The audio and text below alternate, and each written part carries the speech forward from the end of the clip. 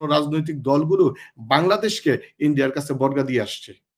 তারা মনে করে আমাদেরকে ক্ষমতায় যেতে হবে, ক্ষমতায় যাওয়া আমাদের মুখ্য কাজ। আর এই ক্ষমতায় যেতে হলে ভারতের অনুকম্প ছাড়া, ভারতের দয়া ছাড়া, ভারতের মায়া ছাড়া, ভারতের গোলামি ছাড়া, ভারতের পা চাটা ছাড়া আমরা ক্ষমতায় যেতে পারবো না।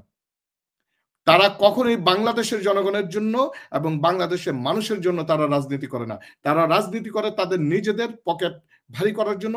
আপনারা যারা মনে করেন আওয়ামী লীগ এখনো পুনর্বাসিত হবে, আপনারা কিসের আপনাদের মাথায় কি একটু ঘিলু নাই? একটু চিন্তা করেন না? হাসিনার যেই বয়স, এই বয়সে যে সে আপনাদেরকে রেখে পালিয়ে চলে গেছে। হাসিনার ছেলে এবং মেয়ে জয় এবং পুতুল বাংলাদেশে এসে রাজনীতি করা তাদের পক্ষে। বলি যে অপাত্রে যদি ধন দেওয়া হয় তাহলে সে কিন্তু ধনটার মূল্য বোঝে না।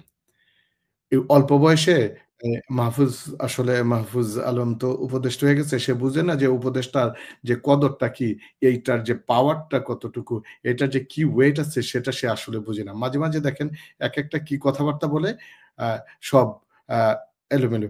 এদেশে আমি জামাত ইসলামকে ডিফেন্ড করতেছি না। জামাত ইসলাম সবচেয়ে নিগৃহীত এবং মজলুম একটা দল বাংলাদেশে।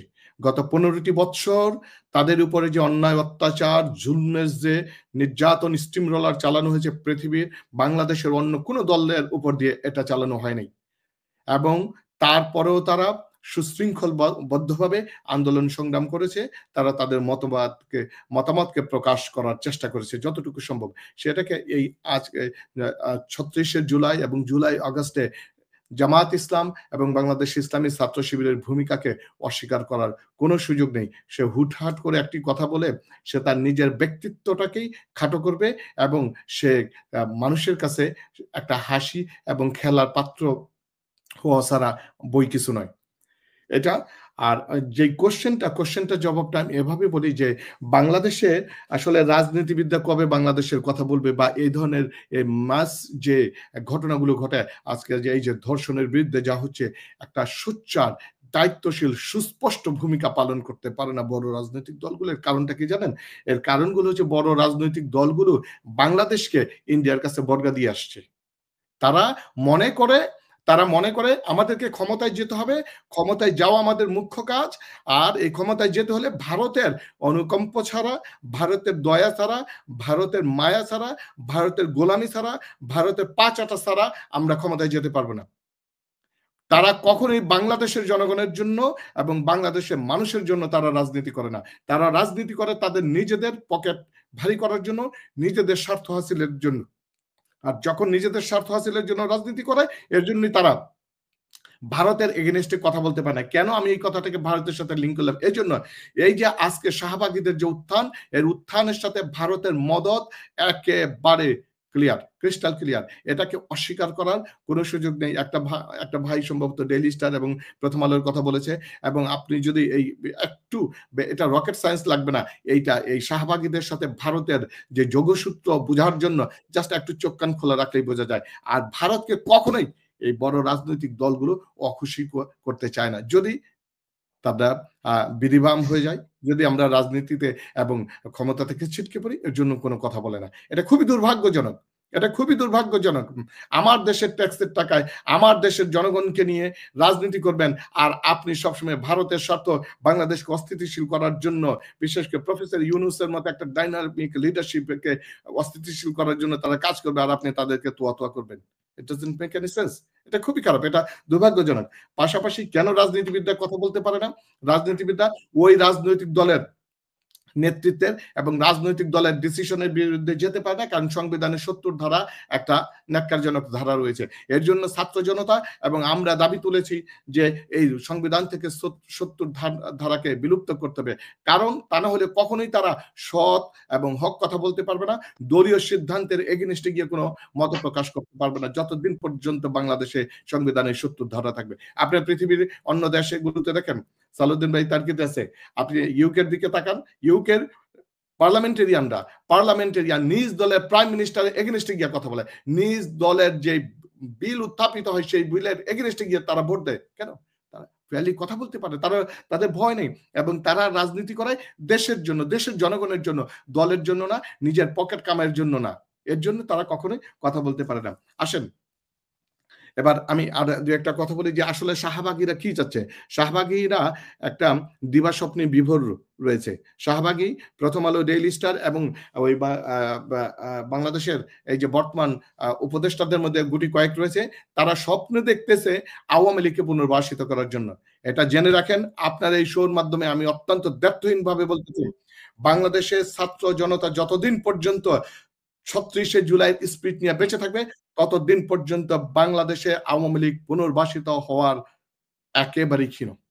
এটা সম্ভব না। আপনি এবার আসেন, দেখেন বাংলাদেশে এই যে যারা আওয়ামী লীগ যে ভাইগুলি রয়েছে, আওয়ামী লীগের যে সমস্ত ভাইরা মনে করতেছে শাহবাগীদের ঘাড়ে ভর করে আওয়ামী লীগকে পুনর্বাসিত করবে, তারা দিবা স্বপ্ন দেখতেছে। আওয়ামী লীগের ইতিহাস হয়েছে ১৯৭১ সালে বাংলাদেশের মানুষ ৭ কোটি জনগণকে যুদ্ধক্ষেত্রে যুদ্ধের মধ্যে নামিয়ে দিয়ে, ঝাঁপিয়ে দিয়ে যে তাদের নেতা শেখ মুজিব বাংলাদেশ থেকে পালিয়েছিল। ঠিক একই কায়দায় শেখ হাসিনা আওয়ামী পরিবারে আওয়ামী নেতা নেত্রীদেরকে বিপদের মুখে, বিপদ ঠিক আমি বলবো না, তাদেরকে একটা ভালনারেবল সিচুয়েশন রেখে সে কিন্তু তার পরিবার নিয়ে পালিয়েছে। এবার কয়েকটা বিষয় একটু খেয়াল করা দরকার। আমি আমার এই বক্তব্যটুকু শুধুমাত্র আওয়ামী বন্ধুদের জন্য, তাদের চোখ কান খোলার জন্য, তাদের বিবেককে জাগ্রত করার জন্য আমি বলতেছি।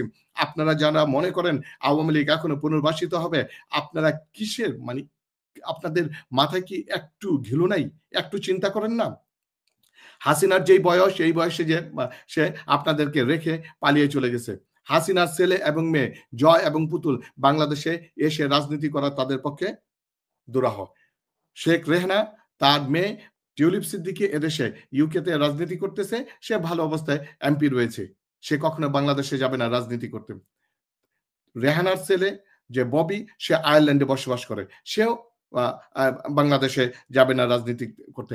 এবং শেখ পরিবারের যারা ক্লোজ পরিবার যারা রয়েছে, যেমন শেখ সেলিম, শেখ হেলাল, ফজলে নূর তাপস, তারাও কিন্তু তাপস, তারাও কিন্তু দেশের বাইরে। আপনি কাদেরকে ভরসা করতেছেন? হোয়ার আপনি আরো দেখেন, আপনাকে একটু চিন্তা করতে হবে। অলরেডি আওয়ামী লীগকে সুসংগঠিত করার জন্য, শেখ পরিবার থেকে আওয়ামী লীগকে বের করে নিয়ে আসার জন্য আওয়ামী লীগের একটা গোষ্ঠী কাজ করতেছে। অলরেডি তারা বিভিন্ন হোটেল মিটিং করেছে, একসাথে সিটিং করেছে যে এই শেখ পরিবারের কাছ থেকে আওয়ামী লীগকে কিভাবে পুনরুদ্ধার করা যায়, তারা এই জন্য কাজ করতেছে। শুধু তাই না যে আওয়ামী লীগ আগামী দিনে বাংলাদেশে একটা মুসলিম লীগের মতো দলে পরিণত হতে যাচ্ছে। আপনার এই বিষয়গুলো তো আওয়ামী লীগের অনেক বন্ধুরা রয়েছে, অনেক শিক্ষিত বন্ধুরা রয়েছে। আমি আপনাদের কাছে কোয়েশ্চেন করতে চাই, আপনারা কি একটু বিবেকটা খাটাবেন না? আপনারা কেন এই শাহবাগীদের মাধ্যমে আওয়ামী লীগকে বাংলাদেশে পুনর্বাসিত করার জন্য একটা দিবাস্বপ্ন দেখতেছেন? এটা দিবাস্বপ্ন, এটা অলীক স্বপ্ন। বাংলাদেশে আওয়ামী লীগের chapter is over now, is closed. এটা বাংলাদেশে আর কখনোই হবে না।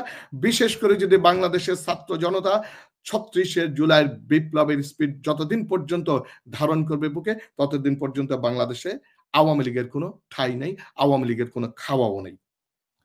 এবার আসি, এই যে শাহবাগীরা যে কাজগুলো করতেছে, এখান থেকে আসলে কি করণীয়? আমাদের দেখেন যেই গ্রেফতারের কথাগুলো অনেকে বলেছে, গ্রেফতার সেটা ঠিক, দ্রুত বিচার নিশ্চিত করা। আমি মনে করি বাংলাদেশের মতো পৃথিবীর অন্য কোনো দেশে এত ধর্ষণের রেকর্ড নেই। আপনি পৃথিবীর অন্য দেশে দেখেন, একটা ধর্ষণ হলে সে দেশের আকাশ পাতাল তুল কালাম কাণ্ড বেজে যায়। যে দেখা যায় যে দায়িত্বপ্রাপ্ত মন্ত্রী পদত্যাগ করে, যে পুলিশ প্রশাসন স্টেপ ডাউন করে, কি একটা অবস্থা। কিন্তু বাংলাদেশে একের পর এক এত ধর্ষণ। কারণ কেন এটা হয় জানেন? এটা হয় যে আপনার নিশ্চয়ই জাহাঙ্গীরনগরের ধর্ষণের সেঞ্চুরির কথাটা মনে আছে, যে ধর্ষণের সেঞ্চুরি হয়েছে কিন্তু তার কোনো বিচার করা হয়নি, বরং তাকে পুরস্কৃত হয়েছে দেশ ছেড়ে বিদেশে চলে যেতে, তাকে স্কলারশিপ দিয়ে দেশের থেকে বাইরে পড়তে চলে যেতে সাহায্য করেছে। বিগত দিনে ইয়াসমিনের ধর্ষণের কথাও আমরা জানি। এরকম বহু অগণিত ধর্ষণ, কারণ এই ধর্ষণের কখনো বিচার হয়নি, প্রপার বিচার হয়নি। এর জন্য আমি মনে করি, আমি আপনার মাধ্যমে এই বর্তমান গভর্নমেন্টকে একটা পরামর্শ দিতে চাই। বিশেষ করে বাংলাদেশের ধর্ষণ এবং নারী নির্যাতনের জন্য আইন রয়েছে ২০০৩ সালের আইন। কিন্তু এর জন্য এই বিচারকে ত্বরান্বিত করার জন্য একটা সেপারেট ট্রাইব্যুনাল করা দরকার। এবং যে শুধুমাত্র ধর্ষণের বিচার হবে একটা সেপারেট ট্রাইব্যুনালে, অতি সত্বর দ্রুত বিচার এবং এক্সাম্পলারি যে পানিশমেন্ট। বাংলাদেশে প্যানেল করে এই পানিশমেন্টের কথা বলা রয়েছে। ধর্ষণের ৩৭৬ প্যানেল কোডের যে ধারাতে বলা হয়েছে, কিন্তু সেটা আমি মনে করি সেটার যে ফাঁক-ফোকর গুলোকে একেবারে সিলগালা করে দিয়ে খুব দ্রুত বিচার করা। এবং এই যারা ধর্ষণ করেছে, ধর্ষণের চিন্তা যারা, আপনি দেখেন যে সবসময় আমরা বলে থাকি যে দুষ্টের দমন শিষ্টের পালন। এই কথাটা কেন? এটা একটা অন্যতম কারণ রয়েছে। আপনি যদি যে আ আ যে এই ধর্ষণের যে বিচার যদি একটা এক্সাম্পলারি যে পানিশমেন্ট পৃথিবীর বহু দেশে কিন্তু রয়েছে, যে এ পর্যন্ত মাটিতে অর্ধেক গেড়ে তাদেরকে পাথর নিক্ষেপ করে। এটা আ অনেক দেশে রয়েছে এবং কোরআনের যে যে শাস্তির বিধান রয়েছে সেটা একটু ভিন্ন। আমি এই কথা আবার বলতে গেলে মানুষ ভিন্ন দিকে নিয়ে যাবে। সেটা আমি না বলি। বরং যদি একটা এক্সাম্পলারি পানিশমেন্ট যদি আপনি বাইতুল মোকাররমের সামনে বা শাহবাগ চত্বরে একতারে যদি আম একটা ফাঁসি যদি কার্যকর করেন, এই যে কি বলে ধর্ষণের যে সর্বোচ্চ শাস্তি যদি আপনি কার্যকর করেন দিনে দুপুরে, যারা ধর্ষণের চিন্তা করে তারা আগামী ৫০ বছর ধর্ষণের চিন্তা তাদের মাথায় আসবে না।